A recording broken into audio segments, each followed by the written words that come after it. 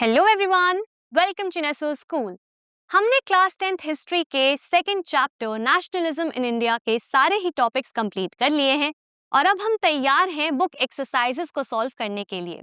तो हमारे आज के इस लेक्चर का नाम है nationalism in India exercises part 1। तो देख लेते हैं इस लेक्चर के टॉपिक्स। जैसा कि मैंने आप सभी को बताया, हमारे इस लेक्चर का एक ही टॉपिक होने वाला है जिसका नाम है नेशनलिज्म इन इंडिया एक्सरसाइजेस, जहां पर हम सेकंड चैप्टर की बुक एक्सरसाइजेस को सॉल्व करने वाले हैं। जैसा कि आप देख सकते हैं, आपके चैप्टर में टोटल 8 क्वेश्चंस दिए गए हैं जिन्हें 2 पार्ट्स में डिवाइड किया गया है। फर्स्ट 4 क्वेश्चंस दिए गए हैं राइट इन ब्रीफ में और बाकी के 4 क्वेश्चंस दिए गए हैं डिस्कस में। हम इन दोनों ही पार्ट्स को अच्छे से सॉल्व करेंगे और आज के इस लेक्चर के साथ शुरुआत करेंगे राइट इन ब्रीफ की। तो बिना किसी देरी के शुरू करते हैं और देख लेते हैं हमारा सबसे पहला क्वेश्चन, जो है एक्सप्लेन। इस क्वेश्चन को 4 पार्ट्स में डिवाइड किया गया है, A, B, C and D। तो चलिए एक एक करके इन चारों को सॉल्व कर लेते हैं और शुरुआत करते हैं A के साथ। यहाँ पर लिखा है explain why growth of nationalism in the colonies is linked to an anti colonial movement. यहाँ पर आपसे बोला गया है कि आप एक्सप्लेन करिए कि वो कौन से रीजंस हैं जिनकी वजह से नेशनलिज्म के ग्रोथ को इन दी कॉलोनीज लिंक किया जाता है, जोड़ा जाता है एंटी कॉलोनियल मूवमेंट के साथ। आप सभी को याद होगा, हमने चैप्टर 1 के एंड में ये पढ़ा था कि कैसे धीरे धीरे वक्त के साथ जब यूरोपियन कंट्रीज कब्जा कर लेती हैं डिफरेंट छोटी कंट्रीज पर और उन्हें अपनी कॉलोनीज बना लेती हैं, तो उन कॉलोनीज के अंदर नेशनलिज्म की भावना का राइज होता है एंटी कॉलोनियल मूवमेंट्स के वजह से। तो यहाँ पर चैप्टर 2 को पढ़ लेने के बाद हमें इंडिया के एग्जाम्पल की मदद से ये बताना है कि कैसे नेशनलिज्म का जो ग्रोथ हुआ कॉलोनीज में वो लिंक हो सकता है एंटी कॉलोनियल मूवमेंट के साथ। तो चलिए देख लेते हैं इसका आंसर मैंने क्या लिखा है। मैंने यहाँ पर लिखा है कि जो नेशनलिज्म का ग्रोथ हुआ कॉलोनीज के अंदर, जैसे कि इंडिया में, वो क्लोजली लिंक्ड है, जुड़ा हुआ है एंटी कॉलोनियल मूवमेंट के साथ, क्योंकि लोगों के अंदर सेंस ऑफ कलेक्टिव बिलोंगिंग की भावना तब पैदा हुई, तब डेवलप हुई जब उन्होंने स्ट्रगल किया अगेंस्ट कॉलोनियल रूल। तो जब लोगों ने कॉलोनियल रूल के अगेंस्ट लड़ाई लड़ी, स्ट्रगल किया, मूवमेंट्स को ऑर्गेनाइज किया, तब उनके अंदर सेंस ऑफ कलेक्टिव बिलोंगिंग जागी, तब उनके अंदर नेशनलिज्म की फीलिंग भी जागी। कॉलोनियलिज्म के वजह से कॉलोनीज के अंदर लोगों को काफी ज्यादा इकोनॉमिक एक्सप्लॉयटेशन का सामना करना पड़ा, मतलब कि आर्थिक रूप से काफी तकलीफों का सामना लोगों को करना पड़ा, पॉलिटिकल डोमिनेशन का भी सामना उन्हें करना पड़ा, साथ ही साथ सामाजिक भेदभाव का भी स्ट्रगल उन्हें फेस करना पड़ा, जिसके वजह से सोसाइटी के सभी सेक्शंस सिमिलर तरीके से ही स्ट्रगल्स को फेस कर रहे थे, अफेक्ट हो रहे थे। इसीलिए वो सब एक साथ आए, एकजुट हुए और उन्होंने स्ट्रगल किया अगेंस्ट कॉलोनियल रूलर्स।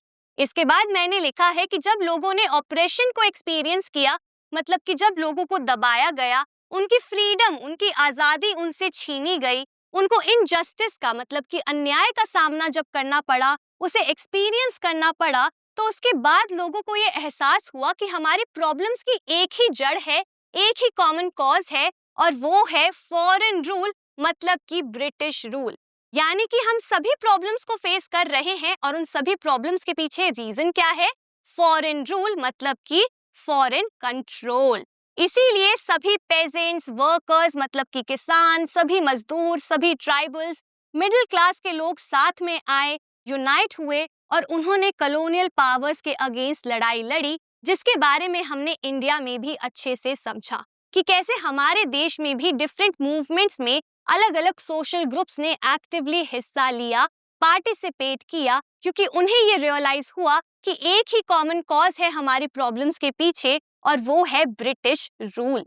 इसके बाद मैंने लिखा है कि नेशनलिस्ट लीडर्स ने भी यहाँ पर एक इम्पॉर्टेंट रोल प्ले किया, क्योंकि उन्होंने मूवमेंट्स के जरिए, सिंबल्स के थ्रू, फोकलोर के थ्रू, संगीत के थ्रू और फ्लैग्स के थ्रू लोगों के अंदर यूनिटी की फीलिंग को जगाने की कोशिश करी और शेयर्ड आइडेंटिटी की फीलिंग को भी उन्होंने प्रमोट किया। इसके बारे में हमने सेंस ऑफ कलेक्टिव बिलोंगिंग में अच्छे से पढ़ा था कि कैसे सिंबल्स की मदद से, फोकलोर, सॉन्ग्स और फ्लैग्स की मदद से, यूनाइटेड स्ट्रगल्स की मदद से लीडर्स ने कोशिश करी कि यूनिटी को प्रमोट किया जाए और शेयर्ड आइडेंटिटी को प्रमोट किया जाए लोगों के बीच में, ताकि नेशनलिज्म का ग्रोथ हो। इसीलिए लोगों ने मिलकर फिर लड़ाई लड़ी, अपने फीलिंग्स को एक्सप्रेस किया, नेशनलिज्म को एक्सप्रेस किया। इसीलिए हम ये कह सकते हैं कि कॉलोनीज में नेशनलिज्म का ग्रोथ सिर्फ इसीलिए नहीं हुआ क्योंकि देश प्रेम था, लेकिन इसीलिए भी हुआ क्योंकि यहाँ पर सभी लोग लड़ रहे थे साथ में मिलकर कॉलोनियल रूल के अगेंस्ट। तो ये था आंसर सबसे पहले पार्ट का, मतलब कि ए का। इसी के साथ हमारा क्वेश्चन ए यहीं पर खत्म होता है। अब आगे बढ़ते हैं बी के तरफ।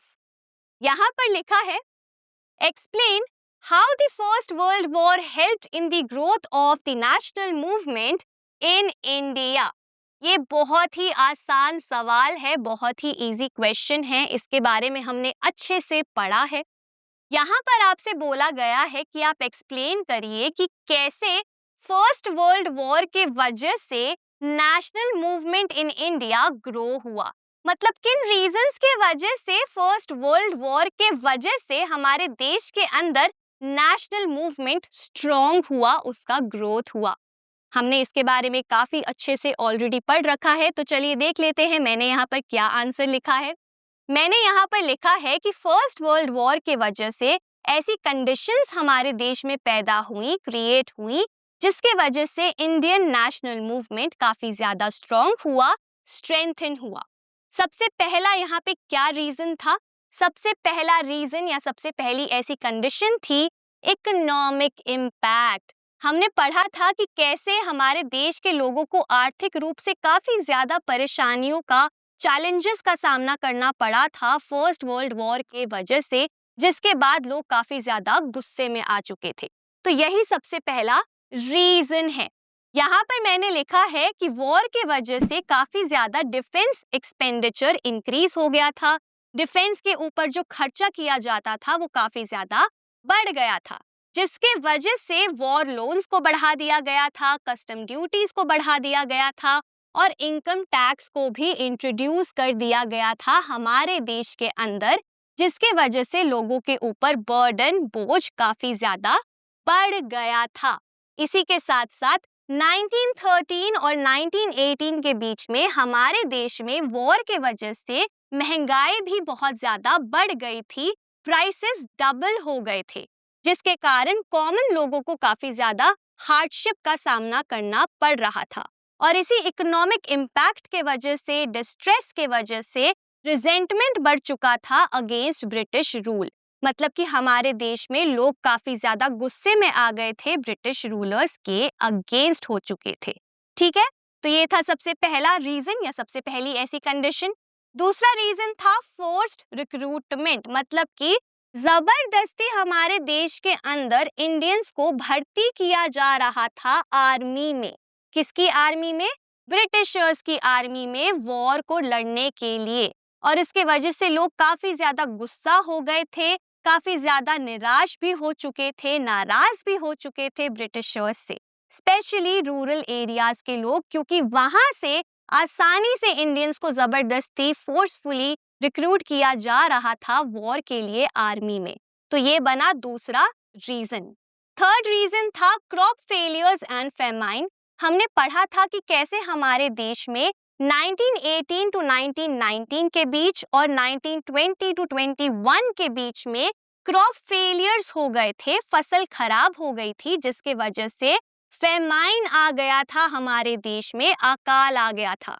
मतलब कि हमारे देश के अंदर अक्यूट, मतलब कि एक्सट्रीम फूड शॉर्टेजेस हो गई थी, खाने की कमी हो गई थी, जिसके वजह से कई सारे लोगों की जान चली गई थी। और इसके वजह से भी हमारे देश के अंदर लोग काफी ज्यादा खिलाफ हो गए थे ब्रिटिशर्स के। इसके बाद फोर्थ रीजन क्या था? Influenza epidemic. आप सबको याद होगा, हमने हमारे लेक्चर में इसके बारे में भी अच्छे से पढ़ा था, जहां मैंने आपको डिफरेंस भी बताया था एपिडेमिक और पेंडेमिक के बीच में। ठीक है, तो इन्फ्लुएंजा एपिडेमिक जो हमारे देश में आया था, ये जो बीमारी हमारे देश में काफी ज्यादा तेजी से फैली थी, इसके वजह से भी ब्रिटिशर्स के अगेंस्ट हो गए थे हमारे देश के लोग, क्योंकि इस दौरान कई सारे लोगों की हमारे देश में जान चली गई थी और कॉलोनियल गवर्नमेंट फेल हो गई थी, मतलब कि उन्होंने सही तरीके से लोगों को रिलीफ प्रोवाइड नहीं किया था, जिसके वजह से कई लोगों की जान चली गई थी। और यहाँ से लोगों को ये रियलाइज हुआ कि ब्रिटिशर्स को हमसे कोई भी फर्क नहीं पड़ता है। तो इन सभी रीजंस के वजह से, सफरिंग के वजह से, एक्सप्लॉयटेशन के वजह से लोग यूनाइटेड हुए, साथ में आए, ब्रिटिश रूलर्स के अगेंस्ट हो गए और उसके बाद उन्होंने नेशनल मूवमेंट को ऑर्गेनाइज किया और स्ट्रांगली इस मूवमेंट को फॉलो भी किया, इसमें पार्टिसिपेट भी किया। इसीलिए हम ये कह सकते हैं कि फर्स्ट वर्ल्ड वॉर के वजह से हमारे देश में नेशनल मूवमेंट का ग्रोथ बहुत तेजी से हुआ। तो ये था आंसर बी का। अब इसके बाद बढ़ते हैं सी के तरफ। यहाँ पर लिखा है explain why Indians were outraged by the Rowlatt act. ये भी बहुत आसान है, इसके बारे में भी हमने अच्छे से पढ़ा है। यहाँ पर आपसे बोला गया है कि आप एक्सप्लेन करिए क्यों इंडियंस इतना ज्यादा गुस्से में आ गए थे रॉलेट एक्ट के वजह से। तो चलिए देख लेते हैं इसका आंसर मैंने क्या लिखा है। यहाँ मैंने लिखा है कि हमारे देश में जो हमारे लोग थे वो काफी ज्यादा गुस्से में आ गए थे रॉलेट एक्ट ऑफ 1919 के वजह से, क्योंकि इंडियंस को ये लग रहा था कि ये जो एक्ट है, ये जो कानून है, ये काला कानून है, ये अन्याय है, ये रिप्रेसिव है, मतलब कि हमें दबाने के लिए बनाया गया है। और इसीलिए लोग बहुत ज्यादा गुस्से में आ गए थे रॉलेट एक्ट के वजह से। अब बात करते हैं उन मेन रीजंस की जिनके वजह से लोगों का आउटरेज देखा गया रॉलेट एक्ट के अगेंस्ट। सबसे पहला रीजन यहाँ पर क्या था कि रॉलेट एक्ट को काफी ज्यादा जल्दबाजी में पास कर दिया गया था इंपीरियल लेजिस्लेटिव काउंसिल द्वारा। और ये प्रॉब्लमैटिक क्यों था? क्योंकि हमारे देश में यूनाइटेडली, मतलब लोगों ने मिलकर ऑपोजिशन दिखाया था रॉलेट एक्ट के लिए, लेकिन उसके बावजूद, इंडियन मेंबर्स के ऑपोजिशन के बावजूद काउंसिल में इस एक्ट को पास कर दिया गया था, जिससे इंडियंस को ये फील हुआ, लीडर्स को ये फील हुआ कि हमारे ओपिनियन की कोई भी वैल्यू नहीं है ब्रिटिशर्स के लिए। इसीलिए वो काफी ज्यादा गुस्से में आ गए। दूसरा मेन रीजन क्या था कि इस एक्ट ने ब्रिटिश गवर्नमेंट को एनॉर्मस पावर्स दे दी थी, मतलब कि काफी ज्यादा ह्यूज पावर्स दे दी थी सप्रेस करने के लिए, दबाने के लिए पॉलिटिकल एक्टिविटीज को। और इसीलिए लोग काफी ज्यादा गुस्से में आ गए थे, क्योंकि उन्हें ये लगा था कि हमें ज्यादा जबरदस्ती दबाने की कोशिश करी जा रही है, पॉलिटिकल एक्टिविटीज पर भी रोक टोक लगाई जा रही है। तीसरा रीजन क्या था कि इस एक्ट के वजह से अब गवर्नमेंट आसानी से पॉलिटिकल प्रिजनर्स को डिटेन कर सकती थी बिना ट्रायल के फॉर 2 years, और ये एक वायलेशन था बेसिक सिविल लिबर्टीज का। हमने पढ़ा था कि कैसे इस एक्ट के थ्रू गवर्नमेंट के पास अब ये परमिशन थी कि वो किसी भी पॉलिटिकल लीडर को या किसी भी व्यक्ति को जो कोई पॉलिटिकल एक्टिविटी को ऑर्गेनाइज कर रहा है, उसे वो अरेस्ट कर सकती थी, पॉलिटिकल प्रिजनर बना सकती थी और फिर बिना कोर्ट में ले जाए, बिना ट्रायल के उन्हें 2 साल के लिए अरेस्ट करके रख सकती थी, जेल में रख सकती थी। और ये क्या था? ये वायलेशन था बेसिक सिविल लिबर्टीज का। इसीलिए यहाँ पे लोग काफी ज्यादा आउटरेज हो गए थे इस एक्ट से, और लोगों ने इस लॉ को, इस एक्ट को काला कानून कहा था। ठीक है, तो ये थे वो 3 मेन रीजंस जिनके वजह से लोगों के अंदर काफी ज्यादा गुस्सा बढ़ गया था रॉलेट एक्ट के वजह से। तो यहाँ पर हमने पार्ट सी को भी समझ लिया है। अब आगे बढ़ते हैं आखिरी पार्ट की तरफ, जो है डी। यहाँ पे लिखा है explain why Gandhi ji decided to withdraw the non cooperation movement. यहाँ पर आपसे बोला गया है कि आप एक्सप्लेन करिए कि आखिर क्यों गांधी जी ने ये फैसला लिया, ये डिसाइड किया कि वो नॉन कोऑपरेशन मूवमेंट को विथड्रॉ कर देंगे, खत्म कर देंगे, वापस ले लेंगे। हमने इसके रीजंस के बारे में अच्छे से ऑलरेडी पढ़ रखा है, तो चलिए देख लेते हैं इसका आंसर क्या होगा। मैंने यहाँ पर लिखा है कि महात्मा गांधी ने डिसाइड किया था कि वो विथड्रॉ कर देंगे नॉन कोऑपरेशन मूवमेंट को इन February 1922। और क्यों गांधी जी ने ऐसा सोचा था, ऐसा फैसला लिया था? क्योंकि नॉन कोऑपरेशन मूवमेंट काफी ज्यादा वायलेंट हो चुका था, हिंसक हो चुका था हमारे देश के कई सारे हिस्सों में।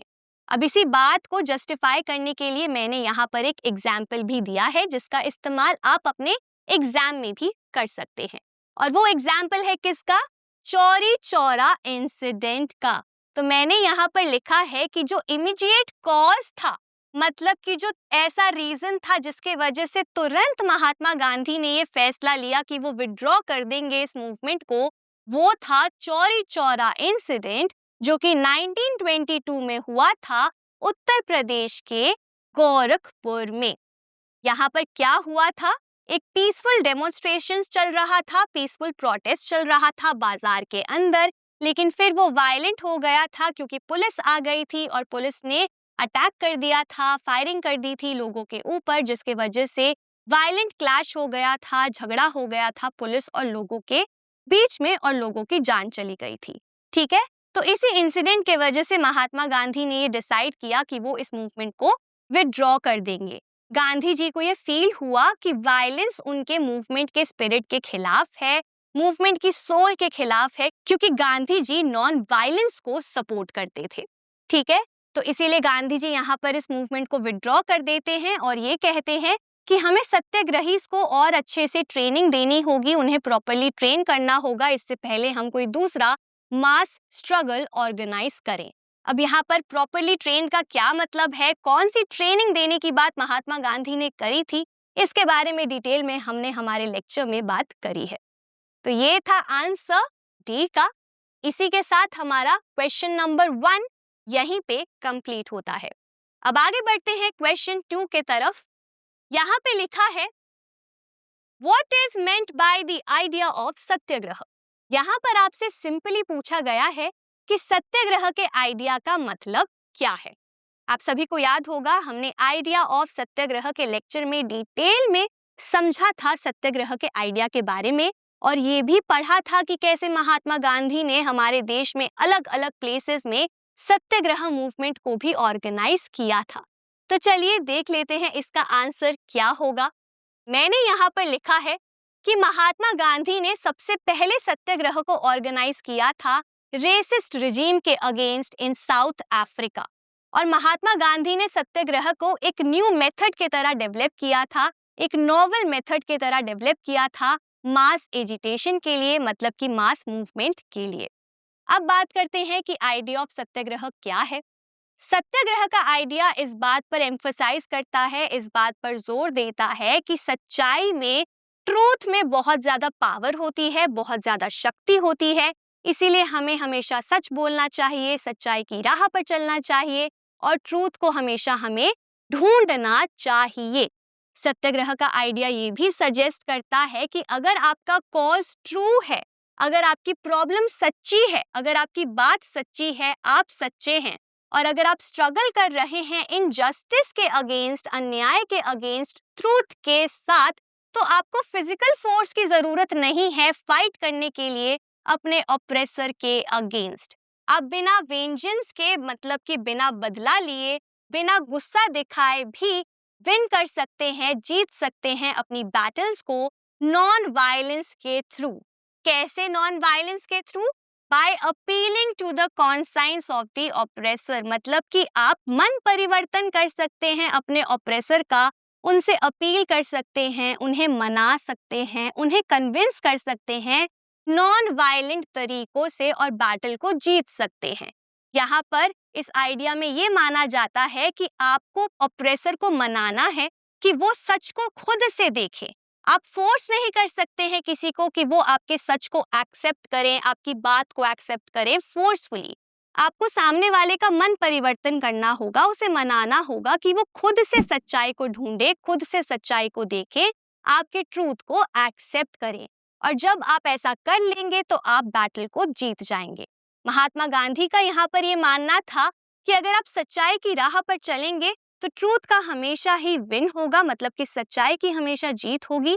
इसीलिए आपको अपने स्ट्रगल में हमेशा सच्चाई का ही साथ देना चाहिए। तो ये था आंसर क्वेश्चन 2 का। अब चलिए आगे बढ़ते हैं क्वेश्चन 3 के तरफ। यहाँ पर लिखा है right a newspaper report on A the Jallianwala Bagh massacre and be the Simon commission. तो यहाँ पर आपको इन दोनों के ऊपर न्यूज़पेपर रिपोर्ट को लिखना है। न्यूज़पेपर रिपोर्ट का मतलब क्या होता है? इसका मतलब होता है अखबार में छपी हुई एक खबर। ठीक है, तो जैसे खबर में हम किसी इंसिडेंट के बारे में, किसी भी घटना के बारे में, किसी भी इवेंट के बारे में बताते हैं कि वो क्यों हुआ, कब हुआ, कैसे हुआ, उसी को हम खबर कहते हैं, उसी को हम न्यूज़ कहते हैं। ठीक है, उसी को हम रिपोर्ट कहते हैं। तो आपको यहाँ पर इन दोनों के ऊपर ऐसी ही एक न्यूज़पेपर रिपोर्ट लिखनी है। तो चलिए सबसे पहले शुरू करते हैं द जलियांवाला बाग मैसेकर के साथ। यहाँ पर मैंने कैसी रिपोर्ट लिखी है, चलिए पढ़ लेते हैं। मैंने यहाँ पर लिखा है कि एक ट्रैजिक इंसिडेंट हुआ था जलियांवाला बाग में 13 अप्रैल 1919 के दिन, जब ब्रिटिश ट्रूप्स ने ओपन फायरिंग कर दी थी एक लार्ज गैदरिंग के ऊपर लोगों की। ठीक है, यहाँ पे जलियांवाला बाग में क्राउड जो था वो असेंबल हुआ था, लोग यहाँ पर जमा हुए थे प्रोटेस्ट करने के लिए गवर्नमेंट के रिप्रेसिव मेजर्स के अगेंस्ट। और कुछ लोग वहां पर ऐसे भी थे जो कि एनुअल बैसाखी का फेयर मनाने के लिए आए थे। कई सारे विलेजर्स वहां पर ऐसे भी मौजूद थे जिन्हें ये नहीं पता था कि अमृतसर में मार्शल लॉ को इम्पोज किया गया है, इसीलिए वहां पर वो इकट्ठा हो गए थे। इसके बाद क्या होता है, जनरल डायर एंटर करते हैं इस एरिया में अपनी ट्रूप्स के साथ, सभी एग्जिट पॉइंट्स को वो ब्लॉक कर देते हैं और ओपन फायरिंग कर देते हैं बिना किसी वार्निंग के, जिसके वजह से हंड्रेड्स ऑफ इनोसेंट लोगों की वहां पर जान चली जाती है। और बाद में डायर ये कहते हैं कि उन्होंने ऐसा इसीलिए किया क्योंकि वो चाहते थे मॉरल इफेक्ट को प्रोड्यूस करना, और वो टेरर की फीलिंग को डेवलप करना चाहते थे, क्रिएट करना चाहते थे, ऑ की फीलिंग को वो डेवलप करना चाहते थे सत्याग्रहीज के मन में, इसीलिए उन्होंने ऐसा किया। जब ये न्यूज़, मैसेकर की न्यूज़ पूरे देश में फैली, स्प्रेड हुई, तो उसके वजह से लोगों का गुस्सा काफी ज्यादा बढ़ गया और नॉर्थ इंडिया में काफी ज्यादा प्रोटेस्ट हुए, काफी ज्यादा अटैक किया गया ब्रिटिशर्स के एडमिनिस्ट्रेशन को, ब्रिटिशर्स की बिल्डिंग्स को, हर जगह को। ठीक है, इस इंसिडेंट ने डीपली शॉक कर दिया पूरे ही नेशन को और लोगों का गुस्सा काफी ज्यादा इंटेंस हो गया, बढ़ गया ब्रिटिश रूल के अगेंस्ट। तो ये थी एक newspaper report Jallianwala Bagh massacre के ऊपर। अब आगे बढ़ते हैं बी की तरफ, जो है द साइमन कमीशन। ये आप सभी के लिए एक होमवर्क है। हमने अभी समझा, अभी देखा, मैंने आपको बताया कि कैसे हमें एक न्यूज़पेपर रिपोर्ट को लिखना है जलियांवाला बाग मैसेकर के एग्जाम्पल की मदद से। अब मैं चाहती हूँ कि आप सभी द साइमन कमीशन के ऊपर भी खुद से एक न्यूज़पेपर रिपोर्ट को लिखिए उसी सिमिलर पैटर्न से। हमने साइमन कमीशन के बारे में ऑलरेडी अच्छे से पढ़ रखा है, तो मैं उम्मीद करती हूँ कि आप आसानी से एक न्यूज़पेपर रिपोर्ट लिख सकेंगे साइमन कमीशन के ऊपर। तो आप इस क्वेश्चन को सॉल्व करिए और इसका आंसर कमेंट सेक्शन में लिखिए, और फिर मैं आप सभी के आंसर्स को देखूंगी और चेक करूंगी। तो इसी के साथ हमारा क्वेश्चन थर्ड भी यहीं पर खत्म होता है। अब आगे बढ़ते हैं इस लेक्चर के आखिरी क्वेश्चन की तरफ, मतलब क्वेश्चन 4। यहाँ पर लिखा है, Compare the images of Bharat Mata in this chapter with the image of Germania in chapter 1। ये बहुत ही इंटरेस्टिंग क्वेश्चन है। यहाँ पर आपसे बोला गया है कि आप कंपेयर करिए भारत माता की पिक्चर को जर्मानिया की पिक्चर के साथ। आप सबको याद होगा चैप्टर 1 में हमने जर्मानिया के बारे में पढ़ा था, उनकी इमेज को भी देखा था। तो यहाँ पर आपको भारत माता की इमेज को कंपेयर करना है जर्मानिया के साथ। तो चलिए देख लेते हैं इसका आंसर क्या होगा। मैंने यहाँ पर लिखा है कि भारत माता और जर्मानिया दोनों ही अपने अपने नेशन को पर्सोनिफाई करती हैं। ये दोनों ही फीमेल फिगर हैं, लेकिन दोनों ही डिफरेंट आइडियाज को, गोल्स को रिप्रेजेंट करती हैं, रिफ्लेक्ट करती हैं। सबसे पहले बात करते हैं भारत माता की। तो भारत माता को एसोसिएट किया जाता है इंडिया के साथ, हमारे देश के साथ। सबसे पहला लिटरेरी डिपिक्शन किया था भारत माता का बंकिम चंद्र चट्टोपाध्याय ने, जिनके बारे में हमने ऑलरेडी हमारे लेक्चर में अच्छे से पढ़ा है। और फिर बाद में अवनिंद्रनाथ टैगोर ने सबसे पहले भारत माता की इमेज को पेंट किया था, जहां पर उन्होंने भारत माता को एक तपस्वी के रूप में दिखाया था, सन्यासी के रूप में दिखाया था, शांत दिखाया था, देवी का रूप दिखाया था, स्पिरिचुअल फिगर की तरह दिखाया था।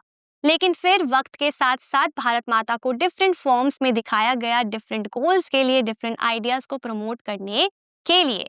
फॉर एग्जाम्पल, एक बार भारत माता को एक त्रिशूल के साथ दिखाया गया खड़ा हुआ, लायन और एलिफेंट के बगल में, जो सिंबलाइज करता था पावर को और अथॉरिटी को। तो इस तरीके से वेरियस फॉर्म्स में भारत माता को दिखाया गया, लेकिन मेजर पर्पस यहाँ पर क्या था भारत माता की इमेज को क्रिएट करने के पीछे? कि देश के अंदर देश प्रेम को जगाया जा सके, दूसरी बात यूनिटी को प्रमोट किया जा सके, और तीसरा रीजन यहाँ पर था कल्चर को प्रमोट करना। तो इन रीजंस के वजह से भारत माता की इमेज को बनाया गया डिफरेंट फॉर्म्स में। वहीं पर अगर हम बात करें जर्मानिया की, तो जैसा कि हमने चैप्टर 1 में पढ़ रखा है, जर्मानिया एलिगोरी है जर्मन नेशन की। इनका अगर विजुअल रिप्रेजेंटेशन देखें तो जैसा कि हमने इनकी इमेज में देखा था, ये हमेशा एक क्राउन पहनती हैं ओक लीव्स का। ओक लीव्स रिप्रेजेंट करता है हीरोइज्म को। तो यहाँ पर हमेशा जर्मानिया को पावरफुल दिखाया गया है, ओक लीव्स के क्राउन के साथ दिखाया गया है, हीरोइज्म को यहाँ पे रिप्रेजेंट किया गया है। और आर्टिस्ट और राइटर्स भी डिफरेंट तरीकों से जर्मानिया को प्रेजेंट करते थे, अलग अलग फॉर्म्स में इनकी इमेज को क्रिएट करते थे, लोगों को इंस्पायर करने के लिए कि वो यूनिफाइड जर्मन स्टेट को बनाने की कोशिश करें और एकजुट हो जाएं। तो यहाँ पर मेजर पर्पस क्या था जर्मानिया के क्रिएशन के पीछे? कि लोगों के अंदर ये फीलिंग आए कि वो अपने देश को क्रिएट करें, एक जर्मन स्टेट को, नेशन को क्रिएट करने के लिए लोगों के अंदर मोटिवेशन आए, इंस्पिरेशन आए और वो अपने देश के लिए लड़े। इस वजह से जर्मानिया को क्रिएट किया गया था। तो जो मेजर डिफरेंस है भारत माता और जर्मानिया के बीच में वो क्या है? कि भारत माता को बनाया गया था लोगों को साथ में लाने के लिए, ठीक है, और नेशनलिज्म को बढ़ाने के लिए, यूनिटी को बढ़ाने के लिए। लेकिन जर्मानिया को बनाया गया था ताकि लोग साथ में आए और एक देश को क्रिएट करें, जर्मन स्टेट को यूनिफाई करें, ठीक है। तो इसी के साथ हमने क्वेश्चन 4 का भी आंसर यहाँ पर देख लिया है और हमारे चारों ही क्वेश्चंस इस टॉपिक के यहीं पर खत्म होते हैं। और इसी के साथ हमारा आज का ये टॉपिक, जिसका नाम था नेशनलिज्म इन इंडिया एक्सरसाइजेस, यहीं पर कंप्लीट होता है। मैं उम्मीद करती हूँ ये चारों ही क्वेश्चंस को सॉल्व करना आप सभी के लिए काफ़ी आसान रहा होगा, क्योंकि हमने इन टॉपिक्स के बारे में काफ़ी अच्छे से ऑलरेडी पढ़ रखा है। तो आज के लिए बस इतना ही। अब मैं मिलूंगी आपसे अगले लेक्चर में, जहाँ पर हम सॉल्व करेंगे बाकी के रिमेनिंग 4 क्वेश्चंस को। Thank you.